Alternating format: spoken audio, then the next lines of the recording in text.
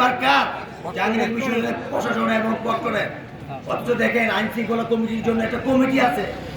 এই কমিটির দায়িত্ব ইউনিভার্সিটির পক্ষ, অথচ পক্ষের বডি ছিল, এই পক্ষের বডি তাদের ডিউটি ছিল, তারা দায়িত্ব পালন করে ব্যর্থ হয়েছে। আর এইবার চাকরি দিয়েছে জাহাঙ্গীরনগর বিশ্ববিদ্যালয় আমাদের দুজন কর্মকর্তা এবং দুজন কর্মচারী, যা নাকি জাহাঙ্গীরনগর আমরা কর্মরত কর্মচারী কখনোই মেনে নিতে পারি না।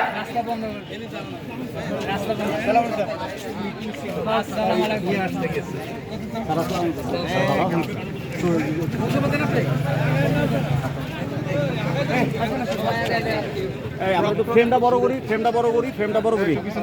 আমরা এই আন্দোলনের মাধ্যমে জাহাঙ্গীরনগর বিশ্ববিদ্যালয়ে দুজন কর্মকর্তা, দুজন কর্মচারী,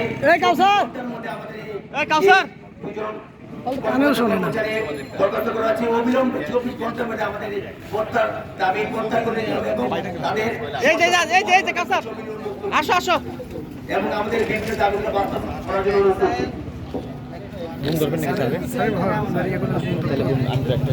রেডি করেন, আপনার ডিভাইসটা রেডি করেন। এই আপনি নিচ্ছেন তো, আপনি নিচ্ছেন না, রেডি করেন ডিভাইস রেডি। আমাদের যে ভারত গঠন কর্মসূচি বিশ্ববিদ্যালয় সর্বোচ্চ প্রশাসন আমাদের মাননীয় উপাচার্য মহোদয় সহ আমাদের বিশ্ববিদ্যালয় প্রশাসনের ঊর্ধ্বতন ব্যক্তি মহোদয়রা এসেছেন।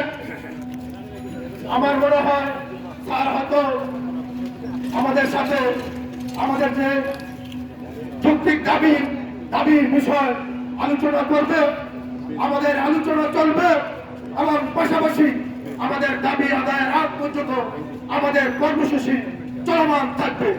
আমরা সবসময় প্রশাসনকে সহযোগিতা করে আসছি। আমরা কখনো চাইনি প্রশাসনের অফিসের সামনে এসে মানববন্ধন করব। আমরা যেহেতু নির্বাচিত প্রতিনিধি, আমাদের দায় আছে, আমাদের দায়িত্ব আছে, আমাদের দায় থেকে আমাদের আজকের এই মানববন্ধন।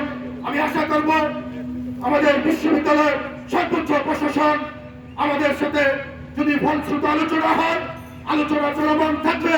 আলোচনা চলমানের মাধ্যমে আমাদের যে দুজন কর্মকর্তা, দুজন কর্মচারীকে সাময়িকভাবে বরখাস্ত করেছে তা অতি বিলম্বে প্রত্যাহার করতে হবে।